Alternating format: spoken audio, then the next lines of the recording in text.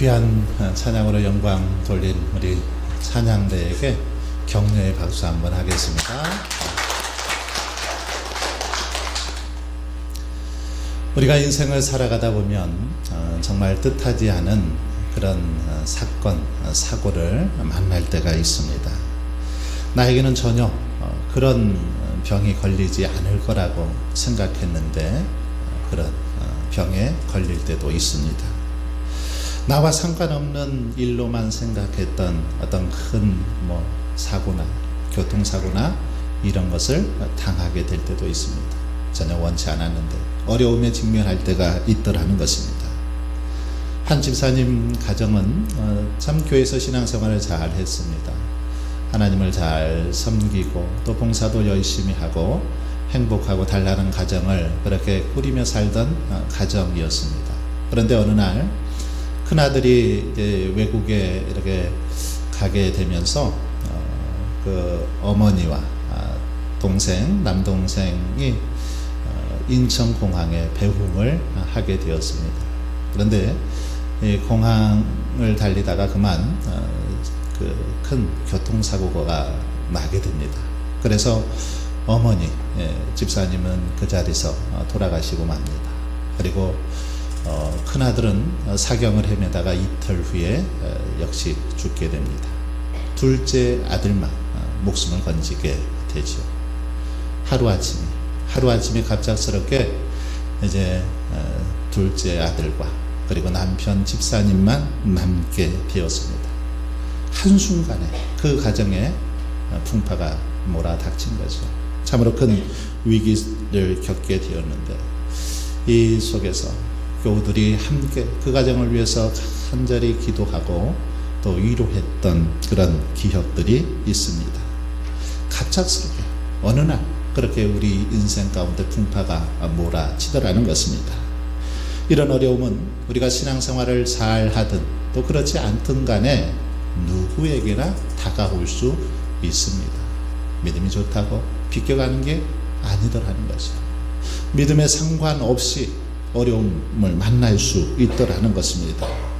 이것은 빈부 기천과도 상관이 없습니다. 지희 고하와도 상관없이 어느 누구에게나 다 이런 문제가 닥쳐올 수 있더라는 거죠.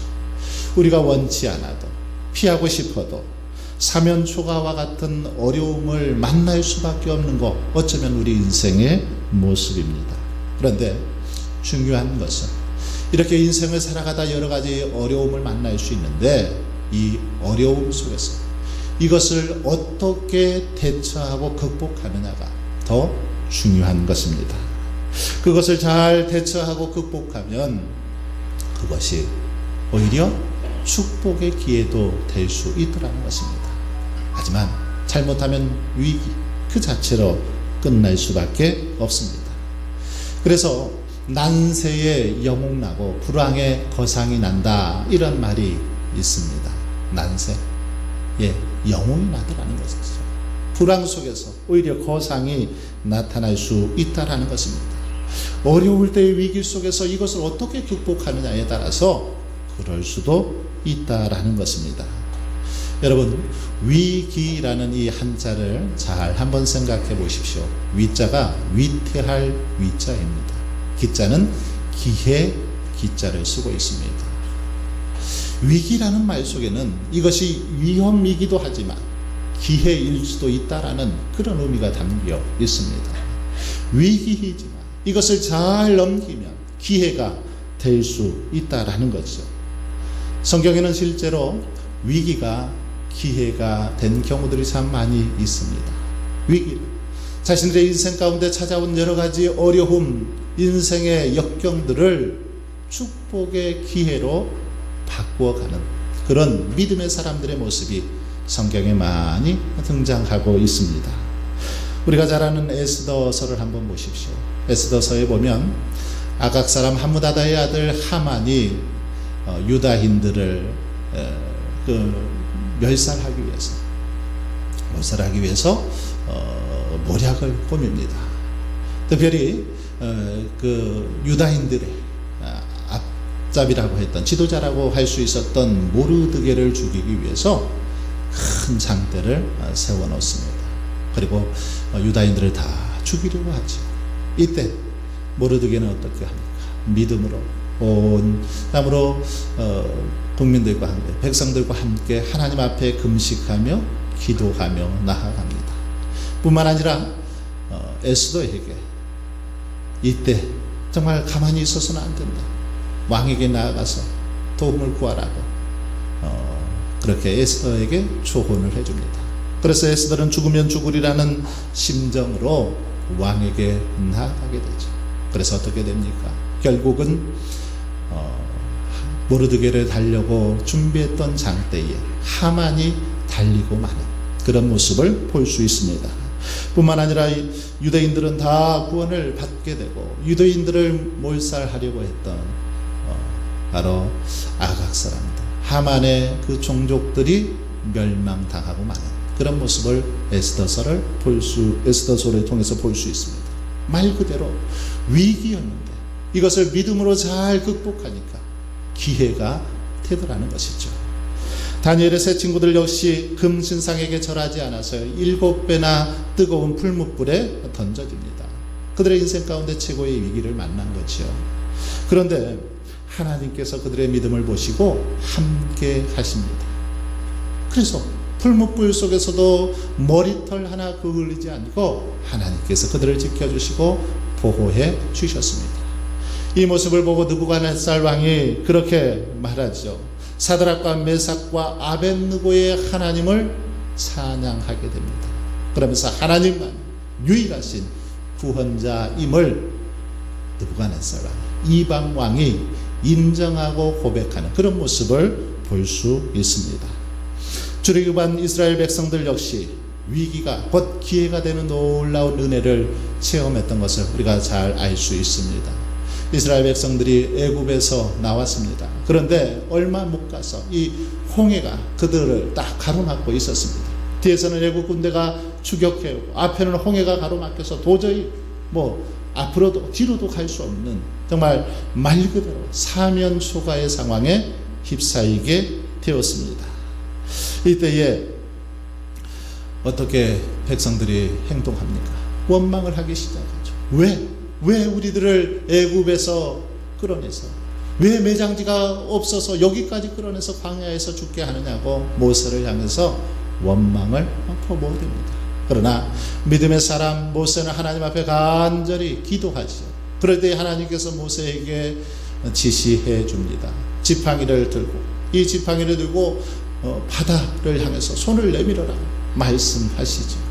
그때에 정말 모세가 하나님의 말씀대로 그대로 순종했더니 놀라운 역사가 일어났습니다.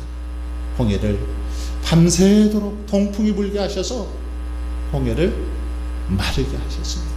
그래서 홍해를 마른 땅같이 건너가게 하셨고 뒤따라오던 애굽의 군대들은 다시금 하나님께서 홍해를 흐르게 해서 수장시켜 버린 것을 볼 수 있습니다. 진퇴양난의 위기가 오히려 이스라엘 백성들에게 축복의 기회가 되었음을 보여주고 있는 그런 귀한 사건입니다. 술주정꾼 아버지 밑에서 두 아들이 자랐습니다. 하나들은 자라서 아버지처럼 술주정꾼이 되었습니다. 그러나 다른 하나는 성직자가 되었습니다. 사람들이 두 아들에게 물었습니다. 당신은 왜 어째서 이렇게 술주정꾼이 되었냐? 라고 물었습니다. 그랬더니 술주정꾼 아들이 그럴 수밖에 없지 않습니까? 그는 평생 술을 마시는 아버지를 보고 자랐기 때문에 당연히 술주정꾼 되는 거 당연하지 않습니까? 그렇게 말하는 것이었습니다. 성직자가 된 아들에게도 사람들이 물었습니다. 왜 당신 아버지가 술 마시는 것을 보고도 술을 배우지 않았습니까? 그랬더니 그가 그렇게 대답했습니다. 그럴 수밖에 없지 않습니까? 평생 술을 마시는 아버지의 모습을 보면서 어떻게 술을 마실 수 있겠습니까? 여러분, 두 아들은 똑같은 상황, 똑같은 형편 속에 있었지만 그것을 어떻게 극복하고 이겨내느냐에 따라서 전혀 다른 인생의 모습을 살아가는 것을 볼 수 있습니다. 동일한 상황, 동일한 환경에 놓여 있었지만 그것을 어떻게 대처하느냐에 따라서 한 사람에게는 위기로 다가왔고 한 사람에게는 축복의 기회로 다가왔음을 볼 수 있습니다. 그렇습니다. 위기 앞에서 우리가 어떻게 대처하느냐, 그것을 어떻게 극복하느냐에 따라서 그것이 위기가 될 수도 있고 우리에게 유익이 되고 축복이 될 수도 있다라는 사실입니다. 오늘 본문에 보면 하나님의 사람 엘리야도 위기를 만난 것을 볼 수 있습니다. 하나님의 사람이었음에도 불구하고 위기를 경험하게 되었다라는 것입니다. 어떤 위기를 만나게 되었습니까? 자기가 머물던 집에 그 사르밧 과부의 아들이 죽게 되었습니다. 자기가 사르밧 과부의 집에서 이렇게 얹혀 살듯이 살고 있었는데, 머물고 있었는데 그 집의 아들이 죽은 겁니다. 과부에게 있어서 아들은 삶의 희망이고 전부였죠. 그런데 그 아들이 죽었습니다. 그러니까 주변의 사람들이 뭐라고 수군거립니까? 저 사람 엘리야가 사르밧 과부 집에 들어온 후에 저렇게 저 집안에 안 좋은 일이 있었다. 저 사람 때문에 아들이 죽었다. 수군거리는 것입니다.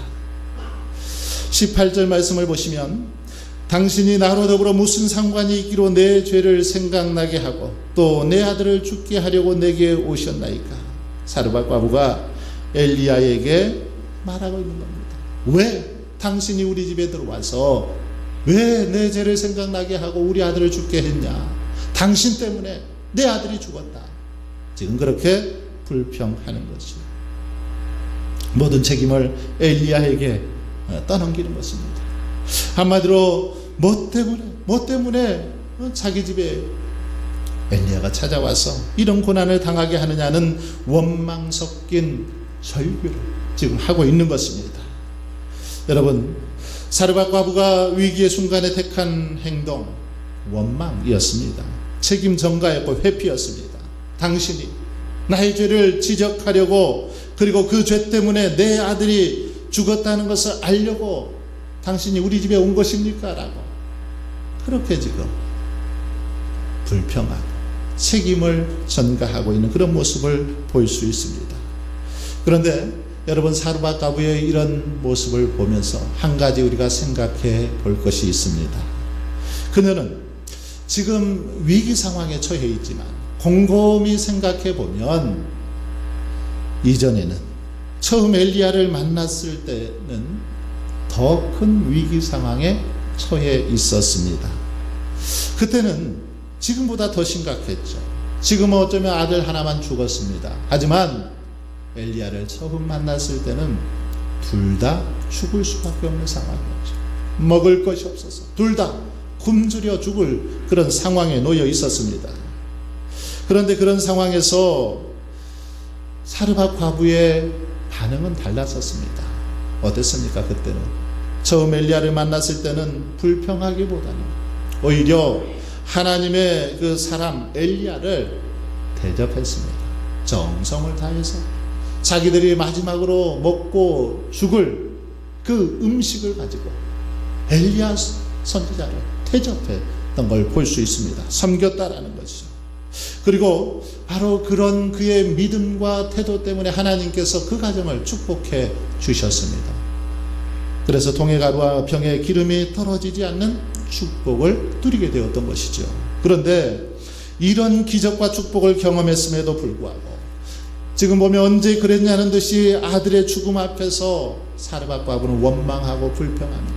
엘리야에게 모든 책임을 떠넘기고 있는 것을 볼 수 있습니다. 믿음을 잃어버렸다라는 거죠. 여러분, 그러나 이렇게 원망한다고, 불평한다고, 책임을 전가한다고 문제가 해결됩니까? 그렇지 않습니다. 불평한다고 상황이 좋아지지도 않습니다. 우리가 인생을 살아가며 어떤 위기에 직면할 때에 아무리 원망하고 불평해도 소용이 없습니다. 원망한다고 그 문제가 해결되지 않더라는 거죠. 어쨌든 사르밧 과부가 지금 엘리야에게 책임을 전가하는 그런 상황 속에서 엘리야는 난처할 수밖에 없습니다. 위기죠. 그렇지 않습니까? 잘못하면 사람들에게 큰 오해를 받을 그런 상황이었습니다. 선지자로서 큰 위기였죠. 만일 이 어려움을 해결하지 못한다면 엘리사는 더 이상 선지자로서의 사명 감당할 수 없었을 것입니다. 사람들의 비난과 조롱의 대상이 될 수밖에 없었을 것입니다. 이런 엘리야는 이런 위기 앞에서 본문에 보면 그것을 믿음으로 잘 극복해 내는 것을 볼 수 있습니다. 뜻하지 않은 위기가 그에게 찾아왔지만, 어쩌면 오해를 사게 되었지만, 그러나 그것을 믿음으로 해결하고 있는 것을 볼 수 있습니다. 어떻게 이 위기를 극복해내고 있습니까? 먼저 엘리야는 위기의 현장 속에서 조용한 다락방으로 올라갔던 걸 볼 수 있습니다. 싸늘하게 식은 아이의 시체를 안고 자기의 다락방으로 그렇게 올라갔습니다. 여러분, 이것이 무엇을 의미할까요? 이것은 문제의 중심, 문제의 진원지에서 나와서 조용한 곳을 찾았다라는 것입니다. 조용한 곳, 바로 하나님과 깊은 대화를 하고 하나님의 음성을 들을 수 있는, 하나님의 뜻을 물을 수 있는 조용한 다락방으로 올라갔다라는 것입니다. 그렇습니다. 위기의 환경에서 제일 먼저 해야 하는 것은 그 환경 속에서 우리가 한 발짝 뒤로 물러서는 것이죠. 문제의 중심에 있으면 그 문제가 왜 일어났는지 볼 수 없습니다. 알 수 없습니다. 한 발짝 물러서서 보아야 그 문제의 원인을 우리가 찾아낼 수 있는 것입니다. 한 발짝 뒤로 물러서서 조용히 깊이 왜 이런 일이 내게 닥쳤는지, 왜 이런 어려움이 우리에게 일어났는지 깊이 묵상하고 생각할 때 해결책이 눈에 보이더라는 것입니다. 우리들이 바둑이나 장기를 둘 때 직접 게임을 하는 당사자들은 수가 잘 보이질 않습니다. 왜냐하면 거기에 집중하다 보니까 잘 보이질 않죠. 그런데 옆에서 이렇게 구경하는 사람들, 제3자의 눈에서 보면 잘 보입니다. 그래서 가끔 훈수를 두고 싶어서 입이 근질근질하죠. 그러다가 한 번씩 훈수를 두면 그것 때문에 실랑이를 벌일 때도 있습니다. 여러분, 문제의 중심 속에 있으면 그 문제의 원인을 잘 찾지 못하더라는 것입니다. 그러나 한 발짝 뒤로 물러서서 객관적인 시각을 가지고 바라보면 문제 해결책이 보이더라는 사실입니다. 여러분, 그 자리에 있으면 그 분위기, 그 어떤 상황 때문에 다른 생각을 할 여유가 없더라는 것이죠. 그렇기 때문에 위기 앞에서, 문제 앞에서는 한 발짝 물러나서 깊은 시간, 조용한 그 시간을 가지고 돌아보아야 된다는 것입니다. 숨은 그림 찾기 해보셨습니까? 숨은 그림 찾기를 할 때도 그냥 어느 한 그림만, 한 부분만 그렇게 주시하다 보면 막 눈이 굉장히 따갑죠. 산만해집니다. 잘 찾지를 못합니다. 그러나 조금 이렇게 떨어져서 전체적인 안목을 가지고 보면 어디가 틀렸는지 찾아낼 수 있는 것이죠. 여러분, 그러므로 위기의 사건이 닥칠 때 저와 여러분 한 발짝 뒤로 물러서서 그 자리에서 떨어져서 하나님과 조용히 대면할 수 있는 그 자리로 나아갈 수 있기를 바랍니다. 이것은 회피를 의미하는 것이 아닙니다. 흥분되는 일일수록 그곳에서 나와서 조용한 곳에 가서 깊이 생각해 보라는 겁니다. 나를 돌아보라는 거죠. 왜 이런 문제가 닥치게 되었는지 하나님 앞에서 나를 돌아보고, 내 가정을 돌아보고, 나의 일터에 대해서 돌아보라는 것입니다. 객관성을 가지고 문제를 바라보라는 것입니다. 그럴 때 우리가 당면한 위기를 극복할 수 있는 길이 보이고 문제를 해결하게 될 줄 믿습니다.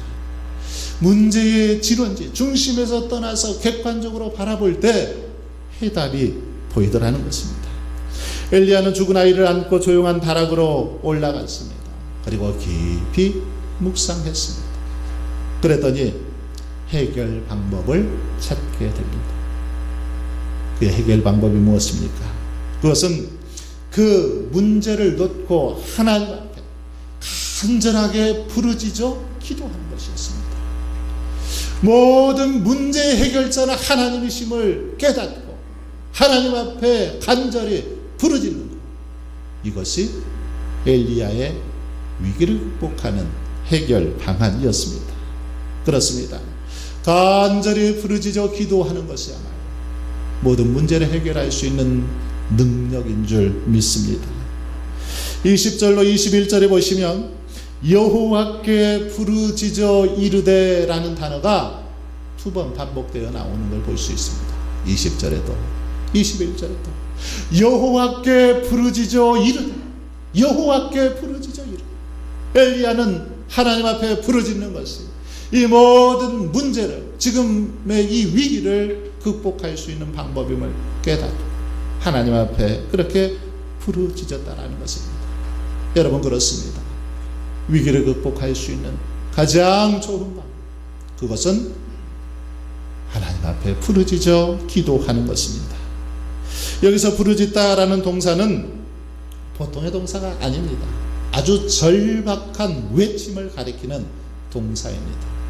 절박하게, 간절하게 하나님 앞에 부르짖는 그런 외침을 말합니다. 그렇습니다. 위기의 순간을 맞은 성도들이 해야 할 기도, 절박해야 된다는 거죠. 절실해야 된다는 것입니다.